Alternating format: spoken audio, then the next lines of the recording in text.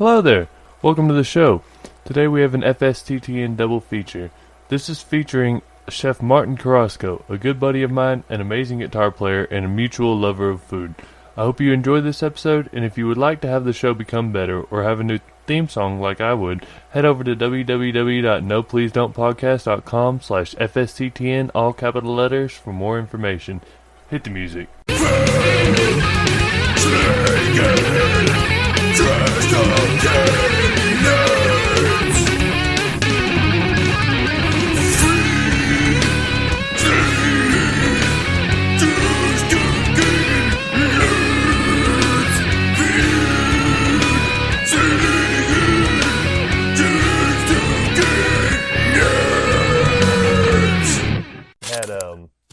What was it, like the aisle with toilet paper? It had like 3 workers and gates on either side with 2 more workers. That's crazy. Yeah, man, it's been wild. Luckily for us, we haven't had to go out and hunt down any toilet paper.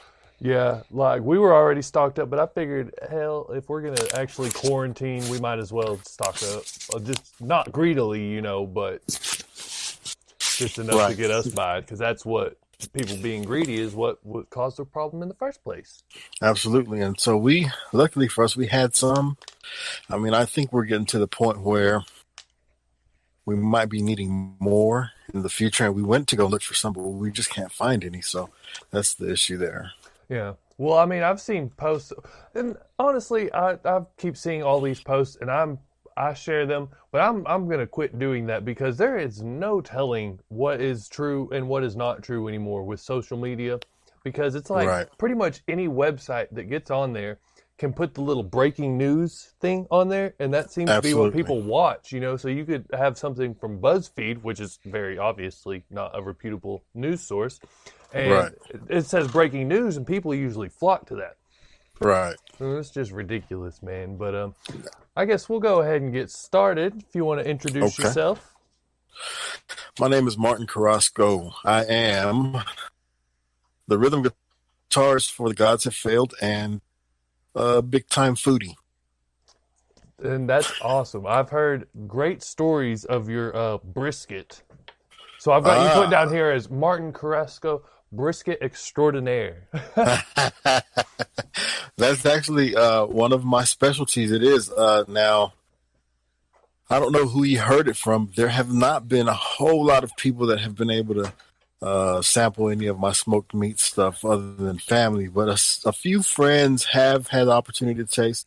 Not a lot of them. And, when I do cook, I sometimes wish that I'm able to share with my friends. But, man, it just goes so damn fast, man. I rarely have enough to share, and I need to do something about that in the future. One of these days, make a big cook and invite a bunch of friends over. Well, you sent me a picture of your little trailer, and it looks like it's got 2 different smokers on it, I think. So it's a 5-foot main chamber with a big 2-foot by 2-foot firebox, and then I've got I think it's 1.5 feet, almost 2 foot long, what I call a chicken grill. It's just a direct grill, and that's what I make. Now that's my competition trailer that I sent you a picture of. So when I go out and do the barbecue cook-offs, that's what I use. So we'll do all the smoke stuff in the smoker, and then it's got a dedicated direct grill, which I do like if I want to do a burger or a steak, or if I want to crisp up the skin on my chicken for a competition, that's what that's for. And then let me see, what else do I have on that dang thing?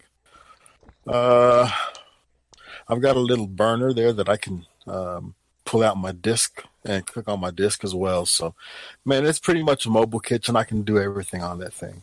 That's awesome, man.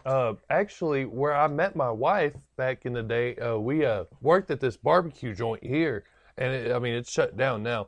This dude, he got into a wreck and got a lot of money, went and bought a food truck while drunk one night, right?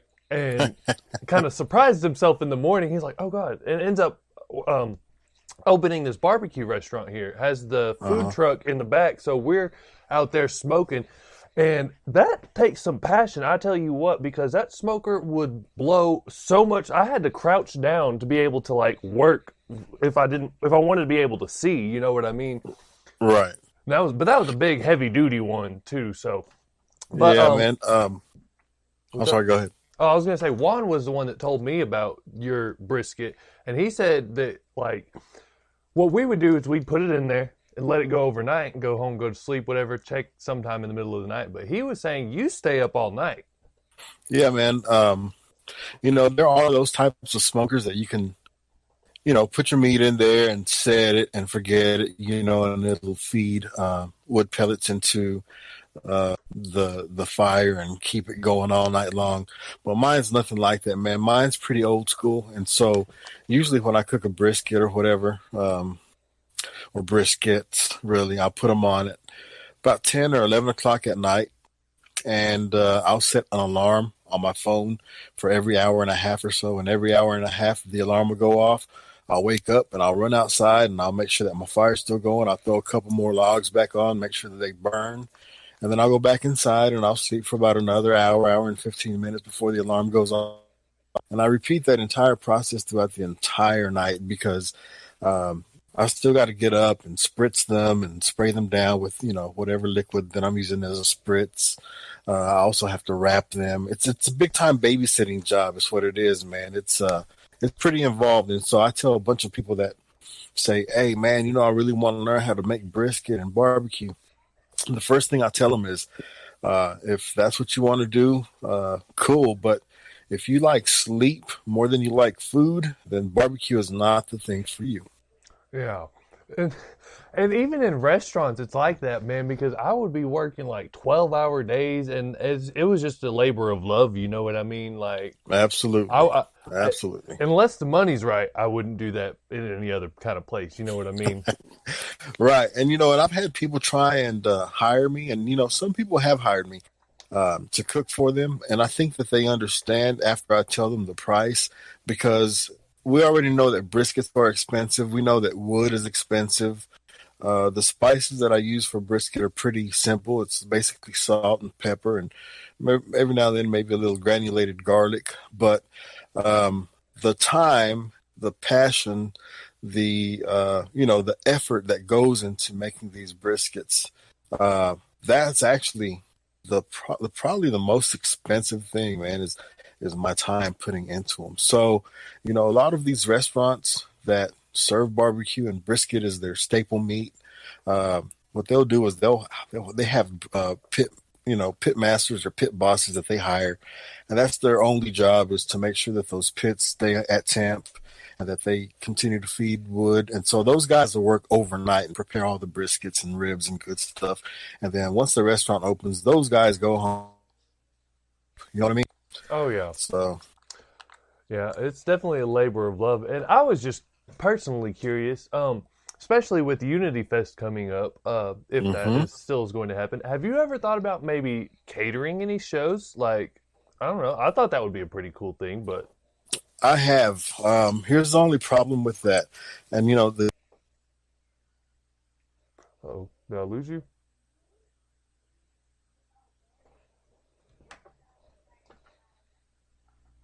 I'm not sure what happened. You cut out. It says you're still here, but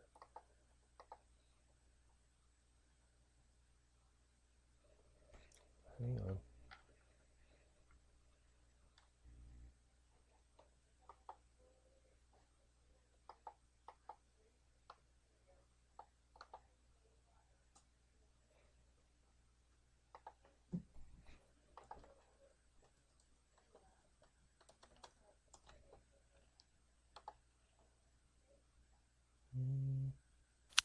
Oh, I what hear you now. happened? I'm not sure what happened. It just kind of cut out and you just kind of lost you there, but I hear you now. So,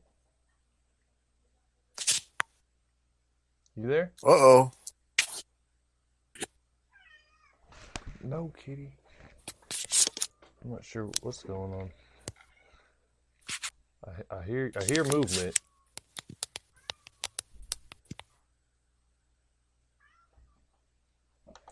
Luna's in here. I, can you hear me?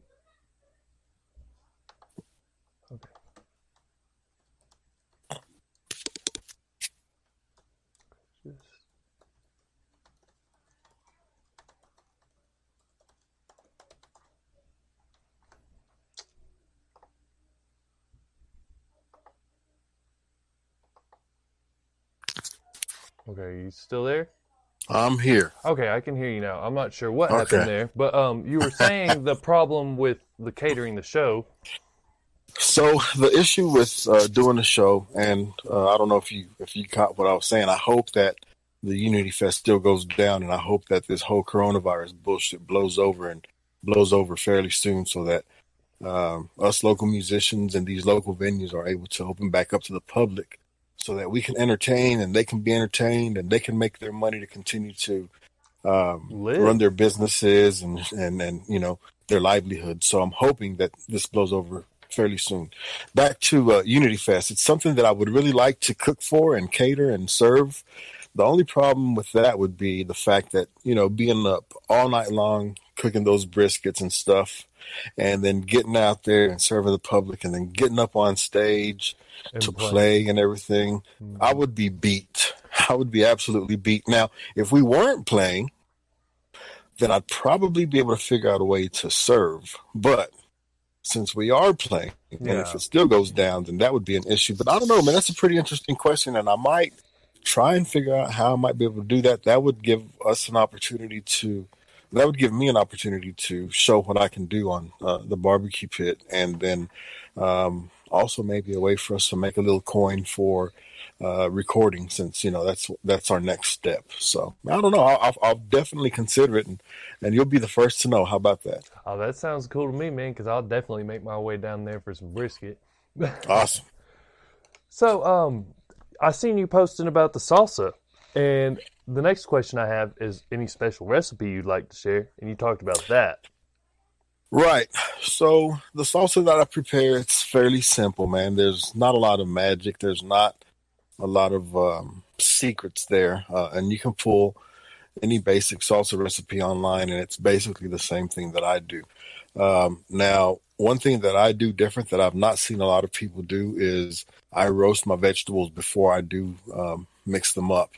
And this is something that I saw my grandfather do back in the day when I was a kid. He'd fire up the comal, and I'm not sure if you know what a comal is, but I'll explain it to you. It's basically a cast iron plate or a skillet. It's about a quarter-inch thick, sometimes thicker. And this is the thing that it's called a griddle, I guess. So I guess that's what they make tortillas on as well. Mm-hmm. So this plate gets pretty hot, and so I'll roast my peppers and my tomatoes on that thing. And what happens is the skin will blister and get black. Then you peel it off. Then you peel the black uh, tomatoes and your jalapenos or whatever other chiles that you're using.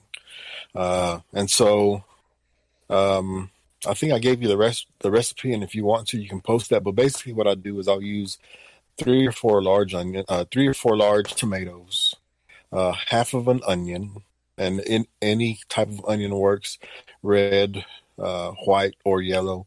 If you're using a yellow onion, you might want to use a little less than half, because those yellow onions tend to be a little bit more stout than the others. And my favorite actually is a red onion. So three or four large tomatoes, half of an onion, about four decent to large size cloves of garlic. Um, I like to use at least four decent sized jalapenos, a few sprigs of cilantro, half the juice of half of a lime. I'm trying to see if I'm forgetting anything here. A little salt, a little pepper, and a little cumin, ground cumin. And what I do is I just throw that in a food processor and kind of blend it a little bit. The less you blend it, the more chunky it will be. And so I like mine fairly chunky and not too runny. So that's the way I make mine. There are some other things that you can add to that salsa. You can use bell peppers or any other type of green pepper that'll add, some flavor to, or you can add stuff that'll add spice to it. You can use serranos or ancho peppers, or